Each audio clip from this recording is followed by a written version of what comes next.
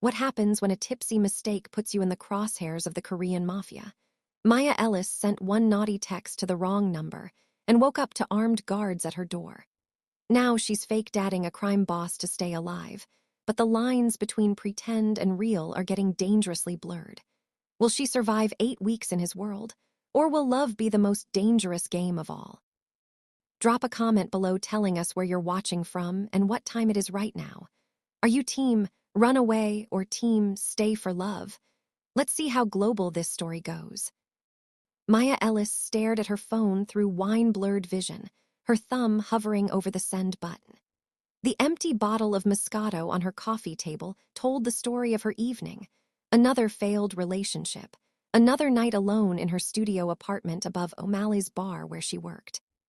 "Screw it," she muttered, hitting send on the message she'd typed to the gorgeous Korean man who'd sat at the bar earlier that evening. He'd left his card, or so she thought. Still thinking about those hands. What would you do if I showed up at your door right now? Smirking fire. She added a photo.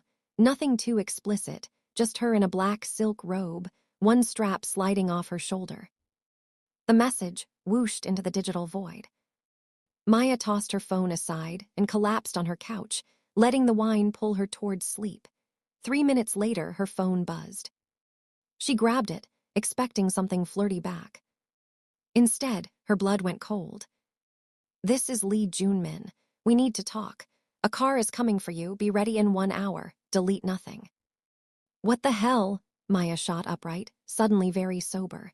She scrolled frantically through her contacts. The number she'd sent the text to was Sexy Bar Guy. It was Witness Hit and Run March.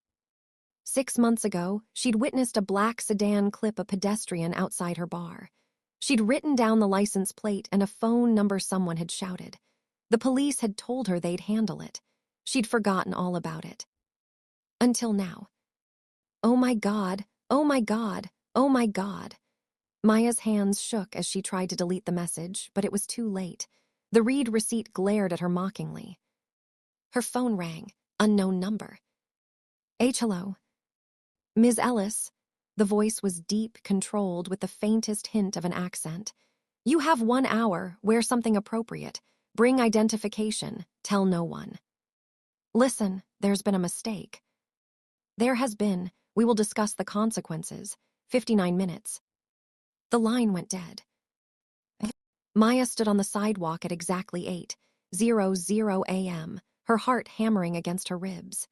She'd barely slept, spending the night Googling Lee Joon-min and finding almost nothing, just a few mentions in Korean American business articles, always in the background of photos, never the focus. The Genesis sedan was so black it seemed to absorb light. It pulled up silently, and a man in a perfect charcoal suit stepped out.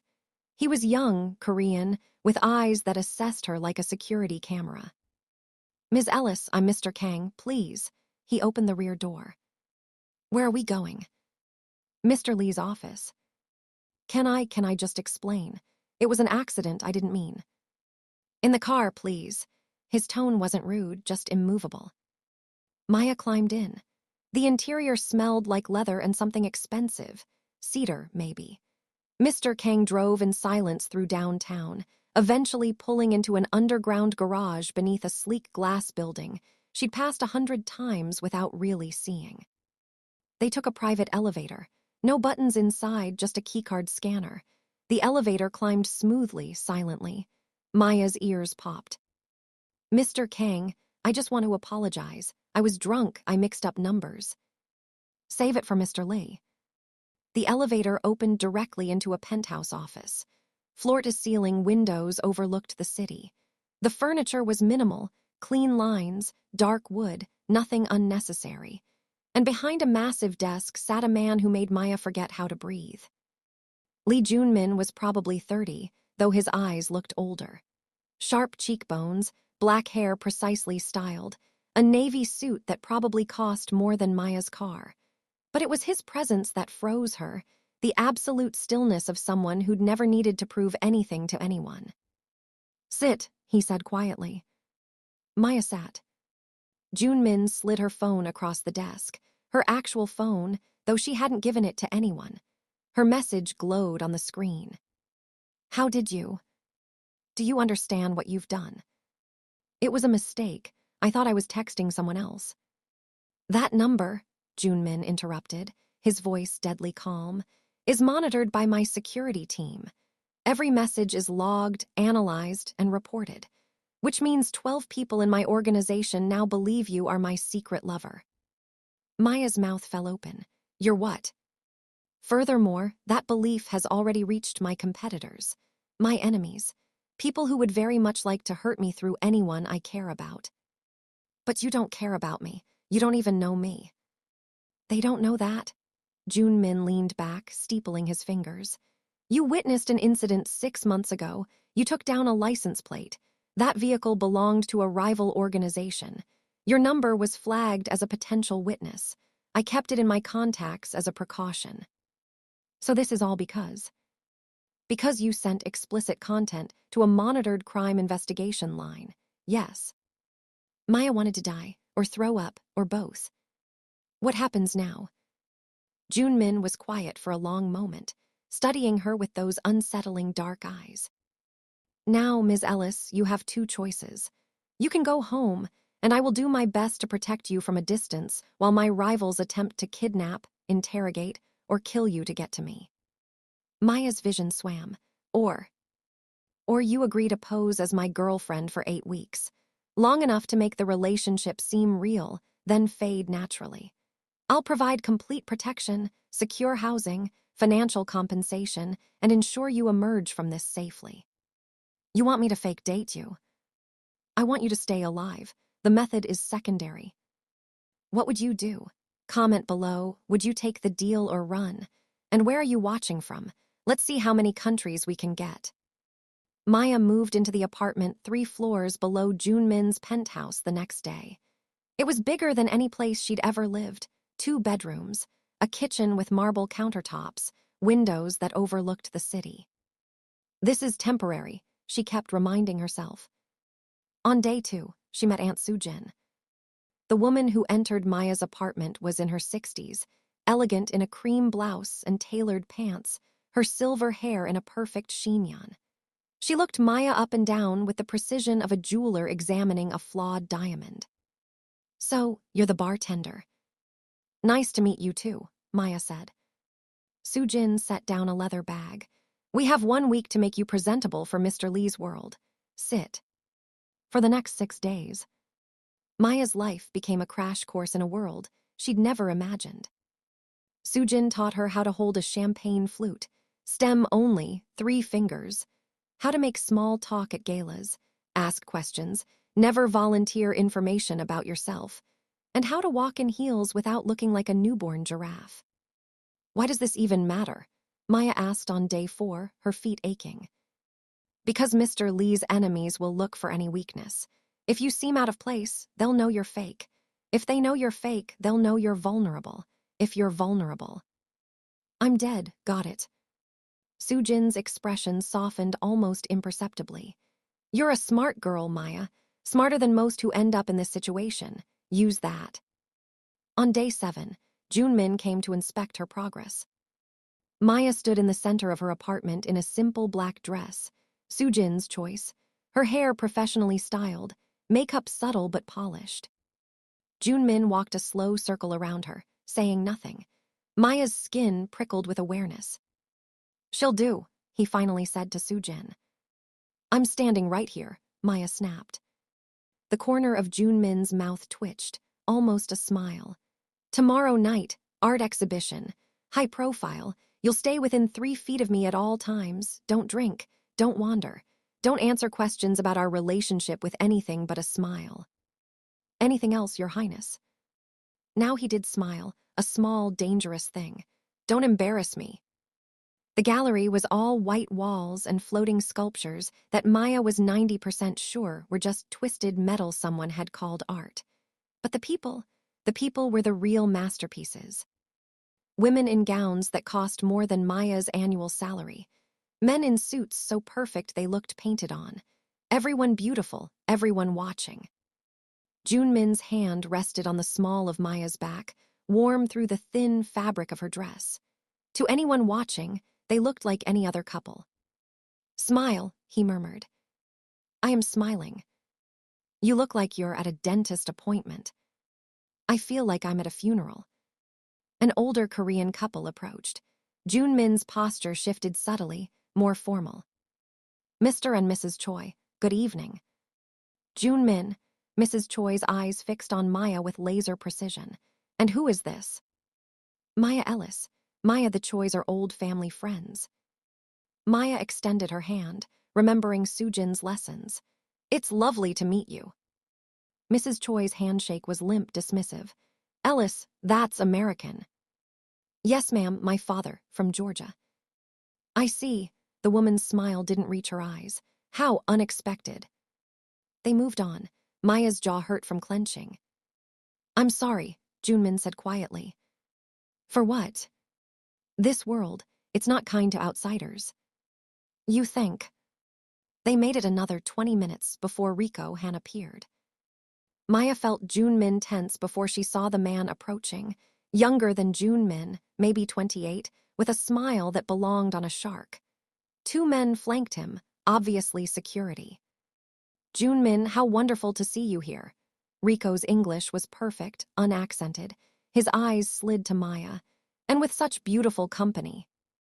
"Rika. You'll introduce us, won't you? I'd hate to be rude." "Maya Ellis, Rico Han." Joon-min's voice was ice. Rico took Maya's hand, held it too long. His thumb brushed her wrist. "Enchanting, truly." He leaned closer, his smile widening. "Pretty things break so easily, don't they? You should tell him that."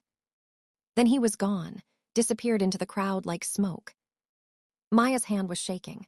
Joon-min noticed. "We're leaving." "I'm fine." "Now." In the car, Maya finally let herself breathe. "That was him, the rival you mentioned." "Yes." "He threatened me to my face." "Yes." "And you're just calm about this." Joon-min turned to look at her, and for the first time, Maya saw something dangerous flash in his eyes, something barely controlled. "I'm not calm," he said softly. "I'm furious, but if I react the way I want to react, it starts a war, and wars have casualties." "So what do we do?" "We make you untouchable. Starting tomorrow, you don't go anywhere without security. You learn to watch exits, red faces, trust your instincts." He paused. "And you stay close to me." Maya nodded, her heart still racing. Joon-min's phone buzzed. He checked it, frowned. "Your friend Lena is calling you, repeatedly." "Oh no, she's going to freak out about all this." "Then we give her a show. Can you act like you're in love with me?" Maya looked at him, this cold, controlled man who turned her life upside down. "I'm a bartender. I've been faking interest in men for tips since I was 21. Yeah, I can manage." For the first time, Joon-min actually laughed. Lena Park had been Maya's best friend since college. She was a paralegal with trust issues and a protective streak a mile wide, which meant Maya knew exactly how this dinner was going to go. "Absolutely not," Lena said the moment she saw Joon-min. Nope. Maya, can I talk to you in the bathroom?"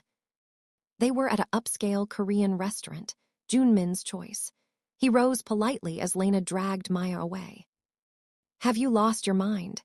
Lena hissed once they were alone. "Who is that man? Why are you dating someone who looks like he eats souls for breakfast?" "Lena." "And why didn't you tell me about him sooner? You've been weird for weeks." Maya took a breath, hatting the lie. "I was scared to tell you. He's different from guys I usually date. I thought you'd judge." "Different how?" "Maya, that man has murder eyes." "He's been really good to me, Lena. I know he seems intense, but he's actually kind. Protective. He makes me feel safe." Lena studied her face. "You're serious about him?" Maya thought about the threats, the danger, the surreal nightmare her life had become. And somehow, the lie tasted like truth. "Yeah, I think I am." Dinner was surprisingly smooth. Joon-min was charming, asking Lena about her work, laughing at her jokes, remembering details Maya had mentioned about her. He played the perfect boyfriend. But it was the small moments that got to Maya. The way he refilled her water without being asked. How he rested his hand on her knee under the table when Lena told an embarrassing story, as if to say, "I'm here." The way his thumb traced small circles on her skin. It felt real. That terrified her. "Okay," Lena admitted as they left. "He's not what I expected. He's good, Maya, really good." After Lena left, Maya and Joon-min stood on the sidewalk. His car was waiting, but neither moved. "Thank you," Maya said. "For tonight, you didn't have to be so nice. Your friend loves you. She was protecting you. I respect that. Still, you were great." Joon-min looked at her for a long moment. "It wasn't difficult." "What do you mean?" "Pretending to care about you. It wasn't difficult." Then he opened the car door, and the moment was gone. "Are you starting to ship them?" Comment Team Maya or Team Joonmin below. And seriously, where are you all watching from? Let's make this global. The charity gala was held at a historic hotel, all crystal chandeliers and marble columns. Maya's dress was deep emerald, backless, with a slit that Soo-jin had insisted was tasteful but memorable. Joon-min wore a tuxedo that made him look like he'd stepped out of a movie. When he first saw Maya, he stopped walking. "You look," he paused, something flickering in his eyes. "Beautiful."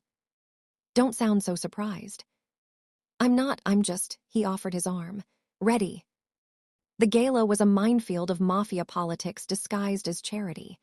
Joon-min introduced Maya to his inner circle, his cousins, his Lieutenant Park, his bookkeeper Mrs. Song. Some were welcoming. Others looked at Maya like she was a stain on expensive fabric. During dinner, a woman named Haewon sat across from them, stunning, Korean, impeccably bred. She spoke to Joon-min in rapid Korean, pointedly excluding Maya from the conversation. Joon-min responded in English. "Maya doesn't speak Korean, Haewon. Please be respectful."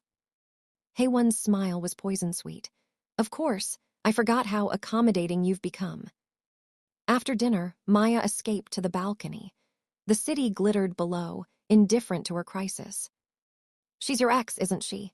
Maya said when Joon-min joined her. 3 years ago, family-arranged courtship, it didn't work.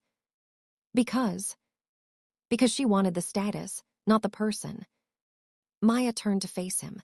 "And what do I want, in your opinion?" Joon-min stepped closer.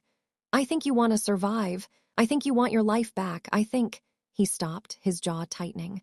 "I think this is harder for you than you let on." "You're damn right it's hard." Maya's voice cracked. "I'm pretending to date someone I barely know, in a world where people look at me like I'm garbage, where one wrong move could get me killed. And the worst part—" "What's the worst part?" "Sometimes I forget I'm pretending." The words hung between them like a confession. Joon-min reached up slowly, giving her time to pull away. When she didn't, he cupped her face in his hands. "I forget too," he whispered. The kiss was gentle at first, questioning, careful. Then Maya's hands fisted in his jacket and Joon-min made a sound low in his throat, pulling her closer. The kiss deepened, desperate and real and nothing like an act. When they finally broke apart, both breathing hard, Joon-min pressed his forehead to hers. "This complicates things." "Yeah," Maya breathed. "It really does." 2 days later, Maya left her apartment to grab coffee from the shop 2 blocks away. She'd gotten comfortable, stupid, she'd realize later. The van pulled up so fast she barely registered it. 2 men, masks, hands grabbing her arms. Then Mr. Kang was there, and another guard, guns drawn but not firing because they were in broad daylight, and even criminals have rules about public executions. The masked men released her and scattered. Maya stood shaking on the sidewalk, coffee forgotten, as Mr. Kang spoke urgently into his phone. Joon-min arrived in 7 minutes. He didn't speak, just pulled Maya into the back of his car and held her while she trembled. "I want them found," he told Mr. Kang, his voice deadly quiet. "All of them by tonight." Back at his penthouse, not her apartment, his Joon-min paced like a caged animal. "You're moving up here, permanently, no arguments." "Joon-min."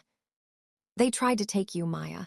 Do you understand what that means? What they would have done?" "I know." You don't. He spun to face her, and for the first time his control cracked. You don't know what they do to people in Rico's organization. You don't know how they'd hurt you just to hurt me. I can't. His voice broke. I can't let that happen. Maya crossed the room and took his face in her hands, the way he'd done to her at the gala. Then don't. Protect me, keep me close. But don't shut me out because you're scared. I'm not scared. You're terrified, I can see it. Joon-min closed his eyes, leaning into her touch. Yes, I am. That night, Maya slept in Joon-min's bed, not as a performance, but because neither of them wanted to be alone. He held her carefully, like something precious, and Maya felt safer than she had in weeks. Living with Joon-min revealed sides of him Maya had never imagined. He cooked breakfast, actual, delicious breakfast. He listened to classical music while reading financial reports. He had a scar on his left shoulder he wouldn't explain, and a recurring nightmare that made him wake up gasping. On those nights, Maya held him the way he'd held her. Their intimacy grew slowly, carefully. Stolen kisses in the kitchen, his hand finding hers while they watched movies, the way he traced the curve of her neck while they talked late into the night. Tell me something real, Maya said one night, curled against his side on the couch. What do you want to know? How you ended up this. Joon-min was quiet for a long time. My father ran the organization before me. When I was 22, rivals killed him in front of me. I had two choices, take over or let everything he built dissolve into chaos. So I took over. Do you regret it? Every day, and never. That doesn't make sense. Welcome to my life. He pressed a kiss to her hair. Your turn, something real. I've never felt about anyone the way I feel about you. And it scares me, because this was supposed to be fake, and now it's not. No, it's definitely not. They made love that night, slow and intense, and Maya understood that she'd crossed a line she could never uncross. She'd fallen for the dangerous man who was supposed to be her protection, and there was no going back. Okay, real talk, are you emotionally invested now? Drop a yes in the comments if you're feeling this. And seriously, what time is it where you are? I'm curious how late you're all staying up for this. The warehouse attack happened on a Wednesday. 5 of Joon-min's workers dead, 3 more critical. Rico Hand's signature all over it. Maya watched Joon-min transform into someone she barely recognized, cold, calculating, merciless. He gave orders that made her stomach turn. He left the penthouse with armed guards and came back hours later with blood on his shirt. Don't look at me like that, he said when he found her waiting. Like what? Like you're scared of me. I'm not scared of you. I'm scared for you. He pulled her close, buried his face in her neck. I'm sorry. I'm so sorry you're seeing this part. This is who you are. It's who I have to be. Then let me be here for you. Let me in. That night, as sirens wailed somewhere in the distance and Joon-min's phone rang with increasingly urgent updates, Maya understood the true cost of loving someone in this world. It wasn't the danger, it was the helplessness. The knowledge that one day, he might leave and not come back. The peace summit was arranged by an elder council, old men who'd been in the game longer than Joon-min had been alive, and who were tired of bodies piling up. Don't go, Maya begged. I have to. They could kill you. They could, but if I don't go, this war continues until there's nothing left. Joon-min cupped her face, memorizing her features like a man going to his execution. If I don't come back. Don't say that. If I don't come back, Mr. Kang has instructions. You'll be protected, compensated, safe. You can go back to your life. I don't want my life back. I want you. He kissed her, desperate, hungry, terrified. I love you, he whispered against her lips. I need you to know that. Whatever happens, you gave me something I thought I'd never have. What's that? Hope. Then he was gone. Maya spent 4 hours packing the penthouse, phone clenched in her hand, waiting for news that never came. She imagined every worst-case scenario. Gunshots, betrayal, Joon-min bleeding out in some warehouse while she waited uselessly in his apartment. When the door finally opened at 11:47 p.m., she nearly collapsed with relief. Joon-min looked exhausted but whole, alive. Maya ran to him, and he caught her, lifting her off the ground. "It's over," Rico agreed to terms. The council brokered peace. "You're okay." "I'm okay." They held each other in the doorway, both shaking with adrenaline and relief. Finally, Joon-min pulled back. His expression was serious. "I meant what I said before I left, about giving you a choice. Joon-min, you've fulfilled your part of our agreement, 8 weeks. You can walk away now. I'll make sure you're protected, that you never have to worry about any of this again. Or," he paused, vulnerability flickering in his eyes, "or you can stay, not as a fake girlfriend, not as part of a deal, but because you want to, because this us is real." Maya thought about her old life, the tiny apartment above O'Malley's, the string of disappointing dates, the loneliness she'd felt before one drunken text changed everything. Then she thought about stolen kisses and late-night conversations, the way Joon-min looked at her like she was the only person in the world, the safety she felt in his arms, even in the middle of chaos. "I'm staying," she said. "You understand what that means." "I understand it means danger. I understand it means judgmental looks and potential threats, and living in a world I never planned for. I understand all of it. And you're choosing it anyway." "I'm choosing you. There's a difference." Joon-min pulled something from his pocket, a key on a simple ring. "This is to the penthouse. My home, our home if you want it." Maya took the key, her hand trembling. "What are we doing, Joon-min?" "Something probably very stupid." But I don't care. I've been smart my whole life. Calculated. Strategic. For once, I want to do something just because it feels right.